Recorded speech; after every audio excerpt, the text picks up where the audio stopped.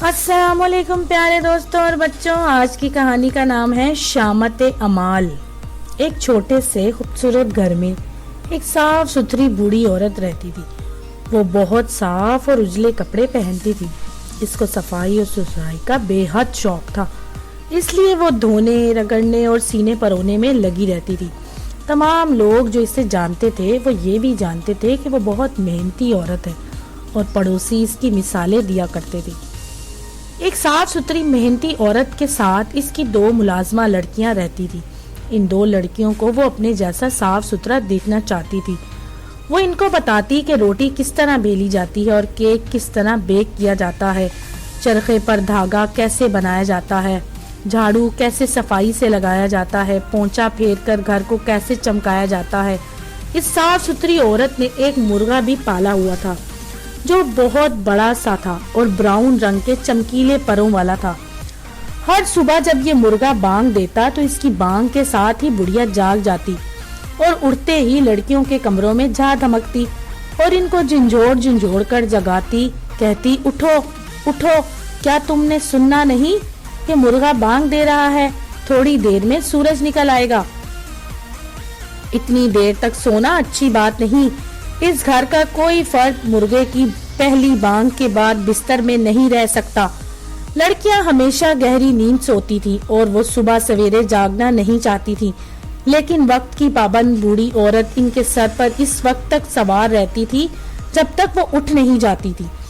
जैसे ही लड़कियां जागती वो इन्हें कहती कि मुंह हाथ धोकर कपड़े बदलकर मेरे साथ किचन में आओ और सारे काम जल्दी करने हैं, देर न होने पाए।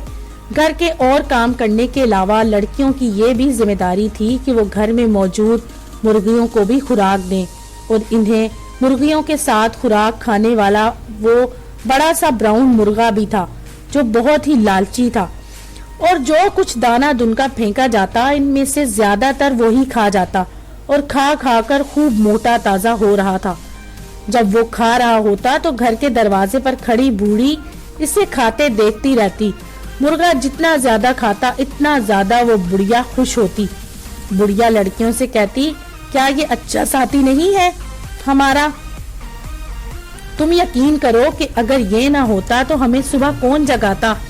हम दिन चढ़े तक सोते रहते, इसलिए इसे खूब खिलाओ और पिलाओ क्योंकि ये बहुत अच्छा है और हमें हर रोज सुबह सवेरे जगाता है।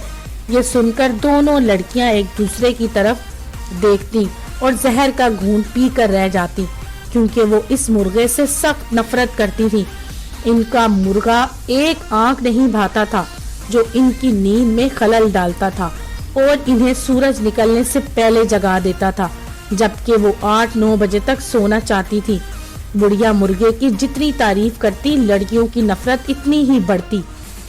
आखिर एक दिन उन्होंने फैसला किया कि इस मुर्गे से छुटकारा पाना चाहिए जो हमें जी भर के सोने नहीं देता। एक दिन जब मामूल से पहले मुर्गे ने बांग दे दी तो लड़कियों के सब्र का पैमाना छलक गया। उन्होंने फैसले पर अमल करने की ठानी। उन्होंने इस वक्त तक इंतजार किया जब तक इनकी मालकन बाजार नहीं चली गई। जैसे ही वो गई उन्होंने बेचारे मुर्गे को पकड़कर इसकी गर्दन मरोड़ दी। वो जल्दी जल्दी जाकर मैदान में इस मुर्गे को दबा आई, फिर अपने इस फाल से डरते हुए अपने काम में जुट गई। तमाम काम नापते के बाद दोपहर का खाना भी तैयार कर लिया। कुछ देर बाद इनकी मालकन घर लौटी। थोड़ी देर के बाद बुढ़िया ने देखा कि इसका मुर्गा नजर नहीं आ रहा तो इसने इधर उधर तलाश करना शुरू कर दिया। अगर घर में होता तो नजर आता। आखिर वो थक हार कर बैठ गई। दोनों लड़कियां जब सोने के लिए अपने कमरे में गईं तो वो बहुत खुश थी। उन्होंने खुश होकर एक दूसरे से कहा, आखिर हमने अपनी नींद के दुश्मन मुर्गे से निजात हासिल कर ली। अब हम बड़े सुकून से मीठी नींद सोएंगे। अब हमारी नींद में कोई खलल नहीं होगा और जब तक चाहेंगे जी भर के सोएंगे क्योंकि हमारी मालकन को कोई मुर्गा सुबह सवेरे नहीं जगाएगा और ना ही वो हमें आकर जगाएगी।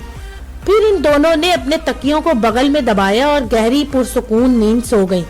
मगर आधी रात को इस वक्त हड़बड़ा कर उठ बैठी जब बुढ़िया हाथ में मोमबत्ती लिए इनके सर पर सवार थी। बुढ़िया कह रही थी, उठो उठो, अब हमें जगाने वाला मुर्गा नहीं है, اگر ہم سو گئیں تو ہمیں جگانے کے لیے کوئی نہیں آئے گا. میں جانتی ہوں ابھی سحر نہیں ہوئی لیکن جلد ہی ہو جائے گی, اور مرغے کے بانگ کے بغیر ہم کیسے جان پائیں گے کہ صبح ہونے والی ہے. اس لیے اٹھو اور میرے ساتھ جلدی سے کچن میں آؤ. دونوں لڑکیوں کی امیدوں پر پانی پڑ گیا. انہوں نے نیند سے بوجھل آنکھوں کے ساتھ موم بتی کی روشنی میں کام کرنا شروع کر دیا. ناشتہ بنانا, دھونا, رگڑنا, کپڑے بنانے کے لیے دھاگا بنانا, جھاڑو پونچھا لگانا. لڑکیوں کی نیند پوری نہیں ہوئی تھی اور وہ رات جگی آنکھوں سے سخت محنت کر کے کام کر رہی تھی.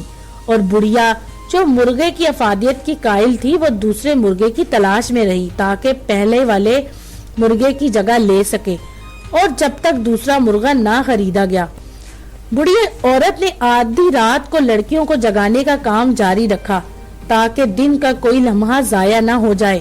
دونوں لڑکیاں تو وہ جمائیاں لیتے اپنی آنکھیں چپکتے ہوئے سوچتی کہ کاش ہم نے بڑے براؤن مرغے کو نہ مارا ہوتا, نہ ہم مرغے کو مارتے, نہ یہ مصیبت ہمارے گلے پڑتی. تو دوستو, اگر آپ کو یہ کہانی پسند آئی تو میرے چینل کو لائک اور سبسکرائب ضرور کیجیے گا.